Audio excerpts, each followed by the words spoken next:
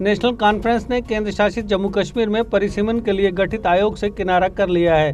Party ने कहा कि परिसीमन आयोग में नियुक्त किए गए उसके 3 सांसद प्रक्रिया में हिस्सा नहीं लेंगे क्योंकि वह पिछले साल 5 अगस्त को हुए घटनाक्रम को स्वीकार करने के लिए तैयार नहीं है। आपको बता दें कि 5 अगस्त 2019 को जम्मू कश्मीर से विशेष राज्य का दर्जा हटा दिया गया था।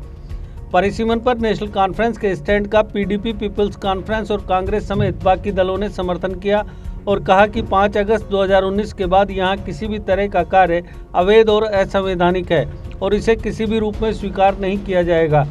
हाल ही में गठित जम्मू कश्मीर अपनी पार्टी और पैंथर्स पार्टी ने परिसीमन के समय की आलोचना की और आयोग में जम्मू कश्मीर के नेताओं को शामिल करने की मांग की। आपको बता दें कि केंद्रीय विधि मंत्रालय ने जम्मू कश्मीर, पूर्वोत्तर के राज्यों असम, अरुणाचल प्रदेश, मणिपुर और नागालैंड के लोकसभा एवं विधानसभा क्षेत्रों का परिसीमन करने के लिए सुप्रीम कोर्ट की रिटायर्ड जस्टिस रंजना प्रकाश देसाई की अध्यक्षता में परिसीमन आयोग गठित किया है। इसी हफ्ते कमेटी में जम्मू कश्मीर के 5 सांसदों को सदस्य बनाया गया है। नेशनल कॉन्फ्रेंस प्रमुख फारूक अब्दुल्ला सहित पार्टी के 3 सांसदों को मंगलवार को आयोग का सहायक सदस्य नियुक्त किया गया था। आयोग जम्मू कश्मीर में परिसीमन का कार्य प्रारंभ करेगा, जहां विधानसभा सीटों की संख्या 107 से बढ़ाकर 114 की जानी है। इनमें 24 सीटें पाकिस्तान के कब्जे वाले कश्मीर यानी पीओके के लिए आरक्षित हैं। परिसीमन आयोग केंद्र शासित जम्मू कश्मीर प्रदेश में विधानसभा क्षेत्रों का परिसीमन जम्मू कश्मीर पुनर्गठन अधिनियम 2019 के भाग 5 के प्रावधानों और परिसीमन अधिनियम 2002 के प्रावधानों के तहत करेगा। पुनर्गठन अधिनियम के तहत जम्मू कश्मीर 2 केंद्र शासित प्रदेशों जम्मू कश्मीर व लद्दाख में पुनर्गठित हुआ है। जम्मू कश्मीर को विधानसभा वाला केंद्र शासित राज्य बनाया गया है। इसमें 7 विधानसभा सीटों को बढ़ाया गया है। जम्मू कश्मीर में 114 विधानसभा सीटों में से 24 पीओके के लिए आरक्षित हैं, जबकि 90 सीटों के लिए चुनाव होंगे। पुनर्गठन से पहले के जम्मू कश्मीर राज्य में 111 विधानसभा सीटें थी और उनमें से 24 पीओके के लिए आरक्षित रहती थी, जबकि 87 सीटों के लिए मतदान होता था। इनमें 4 सीटें लद्दाख संभाग की होती थी।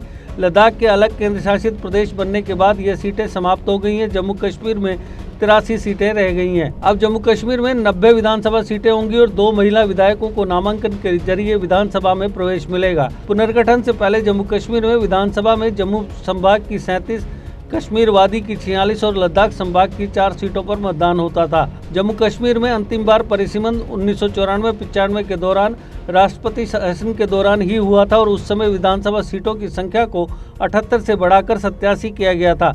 जम्मू संभाग की सीटों को 32 से बढ़ाकर 37, कश्मीर वादी की सीटों को 42 से 46 और लद्दाख की सीटों को 2 से बढ़ाकर 4 किया गया था।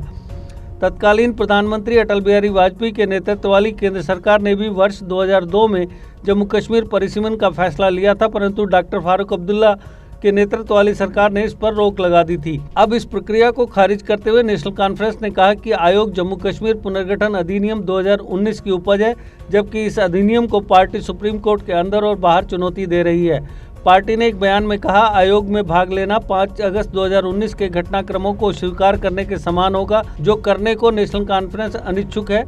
बयान में कहा गया है कि अब्दुल्ला के अलावा 2 अन्य सांसद अकबर लोन और हसनैन मुसेदी आयोग में हिस्सा नहीं लेंगे। पार्टी ने इस बात का जिक्र किया कि केंद्र शासित प्रदेश के पूर्ववर्ती जम्मू कश्मीर राज्य के संविधान के मुताबिक जम्मू कश्मीर के निर्वाचन क्षेत्रों का परिसीमन देश के शेष राज्यों के साथ 2026 में किया जाना था। राज्य में आखिरी बार निर्वाचन क्षेत्रों का परिसीमन 1990 के दशक में किया गया था। लोकसभा अध्यक्ष ओम बिरला ने नेका के 3 सांसदों के अलावा जम्मू कश्मीर, पूर्वोत्तर के राज्यों असम, अरुणाचल प्रदेश, मणिपुर और नागालैंड के 12 सदस्यों को परिसीमन आयोग का सहयोगी सदस्य नामित किया है। इन सांसदों में 2 केंद्रीय मंत्री भी शामिल हैं। JK Update is fastest growing media house in J&K with 1.5 crore monthly views. JK Update is a best platform for advertise your brands and services. If you want to advertise your products and services, please contact us on this number. Mr. Sushil Sharma, 705-109-1804. JK Update. Update रहें हमारे साथ।